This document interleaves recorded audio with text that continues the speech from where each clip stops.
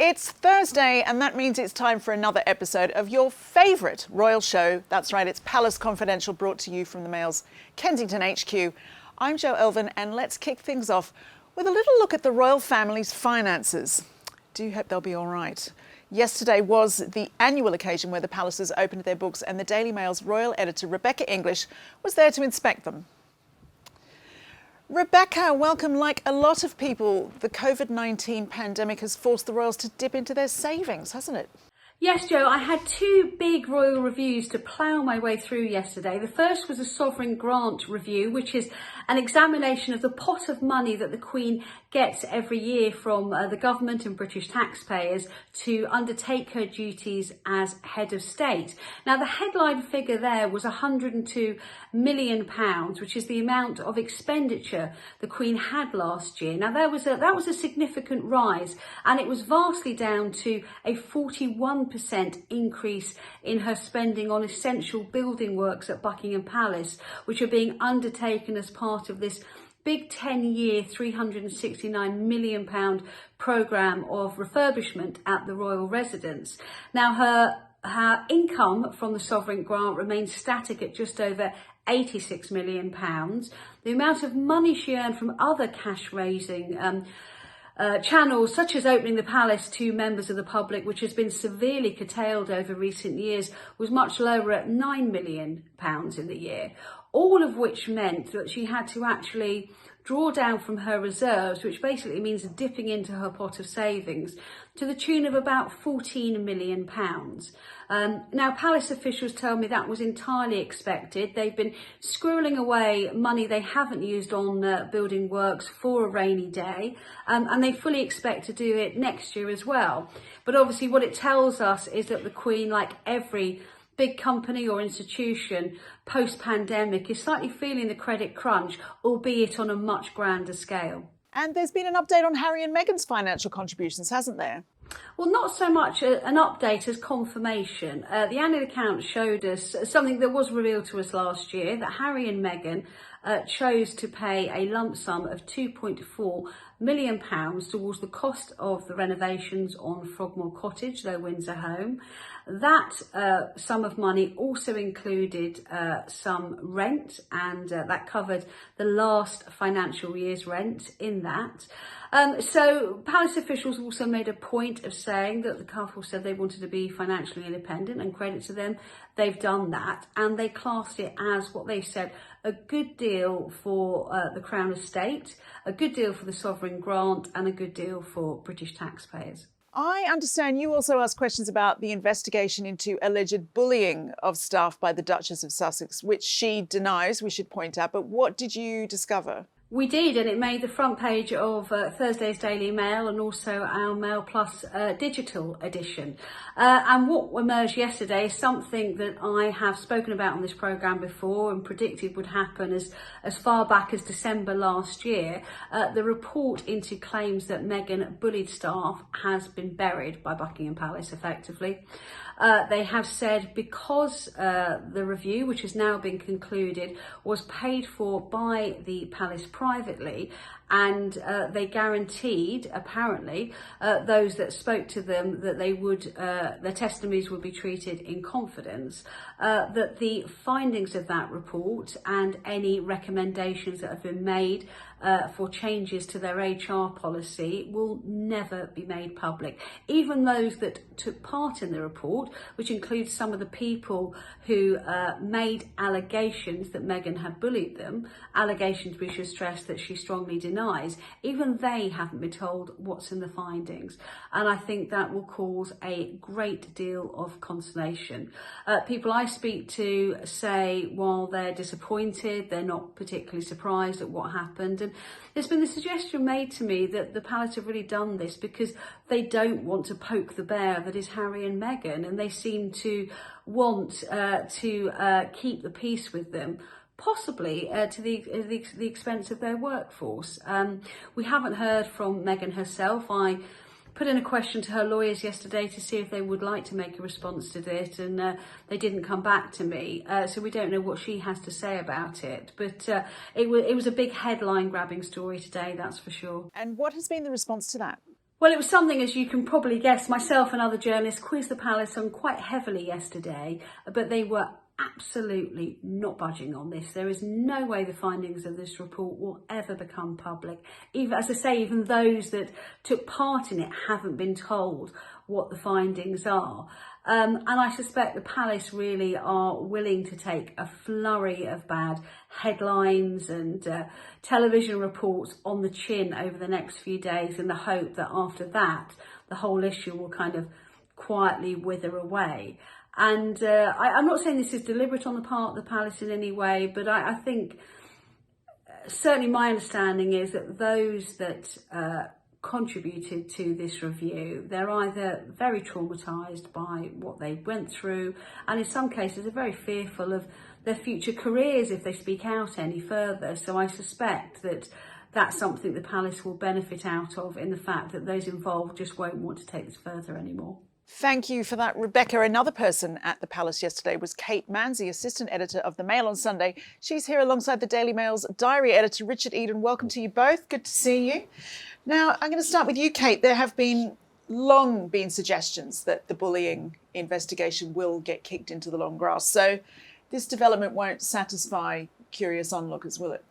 No, well, yesterday's briefings were quite extraordinary. That last year, obviously, we heard all the allegations that there was bad behaviour by a member of the royal family against staff, allegations which were denied. And the palace said they were launching a review. Interestingly, they've never called it an inquiry or an investigation. That's come from the media. And what is it called then? A review. I do love the semantics. A review. Yeah. And it's actually not into the allegations at the heart of it either. The palace have said it's very, very narrow. It's a review into their HR policy and, you know, how they deal with these sorts of allegations when they come up, and whether they have the systems in place to listen to these sorts of allegations. This is sort of classic palace speak. But I've never been at a briefing in my 20 plus years of reporting experience where something has been so comprehensively swept under the carpet. And maybe so many reasons for that we could all guess at, but it's in nobody's interest really for this to come out. But not only will they not tell us what the review concluded, they won't tell us what those recommendations or conclusions, who they were shared with. So we're really none the wiser, apart from to say that at some stage there's been some sort of review into their policies and they've made some recommendations based on this. And that's the end of it. Nothing to see here. Move on. What do you make of that, Richard? I think it's terrible for everyone, really, that's been left hanging. I mean, you could argue that it's very unfair to Meghan, because these allegations were made publicly. They were leaked to the Times newspaper, and obviously she responded at the time, but they've been left hanging. There's suggestions of a sort of, review, investigation, and we don't know the results. And that does seem a bit unfair to Well, her lawyers have always sort of, have continually denied any wrongdoing by Meghan. So why do you think she would not want to? Why would she not want this to progress? Well, I suppose she has her platform as well, and perhaps we might, she's given an interview to Vogue magazine, hasn't she, the last couple of weeks about the abortion rights issue going on in the States at the moment. So she certainly has outlets if she wants to have her say. But I suppose the palace don't want to stir anything up. But it's extraordinary when you think these allegations could be made at such a high level, and that the public might never know the result of the review that's been carried out. They argue, of course, that it's private money. It's not public money that's been spent on this review. So it's not in the public interest to release it. It's all very private, HR matters and that it's sort of thing. just the public's interested. I mean, Well, arguably it is in the public interest, really, if you've got that happening in such an institution. But I think this is the interesting thing. How long can the palace keep arguing that it's its own kind of microcosm of the elite, of the institution? It's interesting where they go from here. And the only person we've heard from publicly is Jason Knauf, the former private secretary. So it'll be very interesting to see if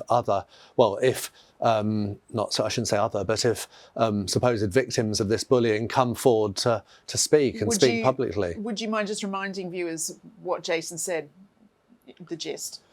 He said that these claims had been put to him and he felt he had a duty to pass them on, and he did that at the time, but he clearly didn't feel they were being dealt with in a appropriate way, and that's why then they were leaked. It was his email, wasn't it? It was his Jason's email that had been leaked. He was raising these concerns with somebody in his office and saying, look, my concern is these allegations aren't being addressed. What worries me greatly is it just seems that the palace are falling over themselves not to upset Harry and Meghan. It really do. I mean, at this briefing yesterday, it sounds like they were sort of going on about how grateful they were that they came over and really giving quite sort of personal details about meetings with Prince Charles and this sort of thing. They seem desperate not to upset them, and I think that's a mistake. I think it's understandable, though, isn't it? They just, because they get upset about a lot of things, and they just probably prefer to stop talking about them altogether. And there's a book coming out, Prince Harry's memoirs coming out, so no wonder the palace aren't keen to kind of stick their oar in. But that was interesting, actually, because there was two briefings. There was a briefing about the sovereign grant finances at the palace, and then there was the Duchy of Cornwall finances. So that's Prince Charles's, funds with the Duchess of Cornwall. Now, they don't have to release that information, but they do so, because they know that people are interested and it's of the public interest. But in that briefing, they sort of offered up that they'd had such a wonderful time with the Sussexes when they came over, and that the Prince of Wales has been thrilled to meet his granddaughter, Lilibet. So it did feel very much like they are trying to bring the Sussexes closer. Yeah. Well, we'll be talking about Prince Charles's pennies later on in the show. But speaking of, the spending review, obviously the timing is what it is. It's not nobody's fault. But obviously the real world is going through a cost of living crisis. Did you get any sense from the palace that they're keen to demonstrate restraint? Well, it was interesting in response to this question that everybody's feeling the pinch, and yet here we are hearing about the sort of squillions that are being spent refurbishing the palace and that sort of thing. The response came back that actually they've had a pay freeze with their staff at the palace. I sort of thought, well, these people are on pretty modest salaries as it is. For them to have a pay freeze seemed pretty mean, actually, and not a very good way of counteracting this criticism that lots is being spent refurbishing a palace. So it was only, they are looking at ways to cut costs and things like that. Well, let's hope they don't go on strike. We've got 7 carriages instead of 8 now. Yeah. What? Courtiers on strike. I can't imagine a time that would happen, but it would be a great story, wouldn't it? It really would. They do have pretty modest salaries, and most of them do it partly for the status and the love of it and the love of the country. So I did feel pretty sorry that they're the ones bearing the brunt of it. I think it hasn't been great. I mean, we've seen on the front pages today of some newspapers that are generally favourable to the royals, like the Daily Mirror. They've taken a very negative stance that at a time when everyone's cutting costs, their costs have gone up. So I think it is a problem, and they need to make sure that they rein in those costs in the years to come. Well, it's interesting, isn't it? Because critics say that when Buckingham Palace releases its figures, it doesn't paint the whole picture. And here is an interview we carried out with the late author David McClure a couple of years ago on the subject. Well, as a funding system, the sovereign grant has good bits and bad bits. The good bit is that it is much simpler than the previous system. It comes from a single source, and the money is guaranteed so the palace can plan efficiently for the future. The bad part is that it's over-generous. Now, the problem was that it's linked to the profits of the Crown Estate, and the profits of the Crown Estate have gone up higher than the rate of inflation. Now, even David Cameron, the Prime Minister who brought in the system when he was PM, he's admitted that it was generous, which is, to say the least, an understatement. One of the weaknesses of the sovereign grant is it doesn't give the full picture of the full cost of the monarchy. Now, the reason for that is the sovereign grant doesn't include some hidden costs, simple ones like the cost of local council when they have a visit from the monarchy. But the biggest hidden cost is security. That's the real elephant in the room. To be fair, the palace can't exactly give out the exact figure, because if they did that, it would compromise security. For instance, if it had gone down from one year to the next, it would be a green light to terrorists. But I think it is reasonable to expect them to give perhaps some ballpark figure, or even say how much it was 10, 20 years ago. Because after all, it is taxpayers' money, and they have a right to know where it's going. The big story out of the sovereign grant normally concerns travel, because it's quite expensive. And actually at the end of the report, there's an annex that itemises all the big expenditure. So we know, say, Prince Charles goes on a very expensive foreign tour, but they don't show us expenditure under £15,000. So there might be lots of cheaper sorts of travel to maybe slightly embarrassing destinations, or maybe the accumulation of lots of flights, isn't recorded. So a lot of very interesting information literally goes under the radar. That was the author David McClure, who sadly died from cancer a couple of weeks ago. You can find his book, The Queen's True Worth: Unravelling the Public and Private Finances of Queen Elizabeth II, in bookshops.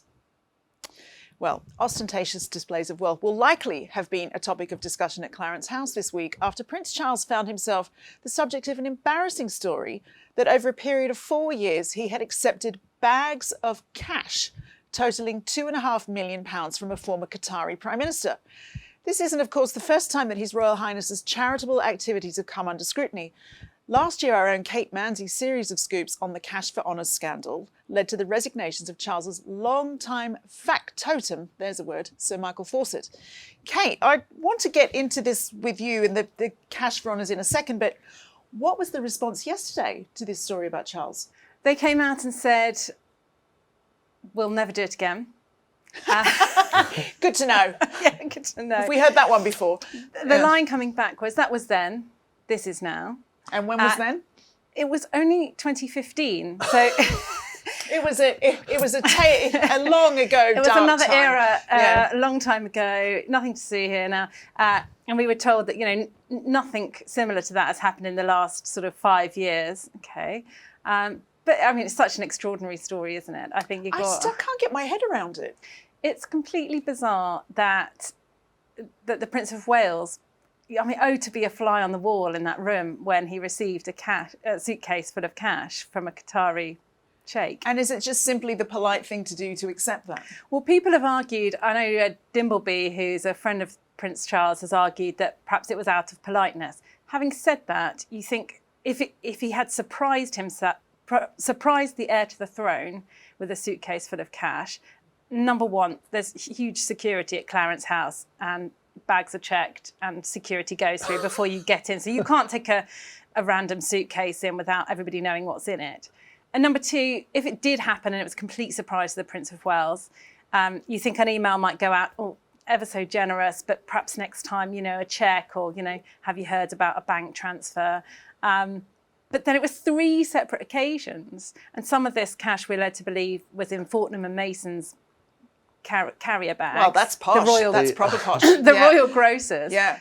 I mean, it's just extraordinary that this could happen. And, there's no suggestion that there's any wrongdoing, that any notes went astray. There's no suggestion there's any illegality. It all went to the charity. But that's not really the point. The point is that it's cash it just looks grubby. Many people be wondering why there's a need for this practice at all. I think there will, because let's examine what's at the heart of this. And that is the fact that Prince Charles has a huge, sprawling charity empire. And so he needs that cash to support these charities. And then Prince William and Harry, they've taken on the same type of thing. So William has the Royal Foundation. And I must say, I think it's a mistake. But don't you think, as a royal, under public scrutiny, to be shown doing public duty, that's a natural thing for them to want to do, to set up charitable foundations? No, it's fantastic that they work with charities. But what I'd like to see is what the Queen did and what Princess Anne has done with Save the Children and others, that they become patrons or they work with existing charities.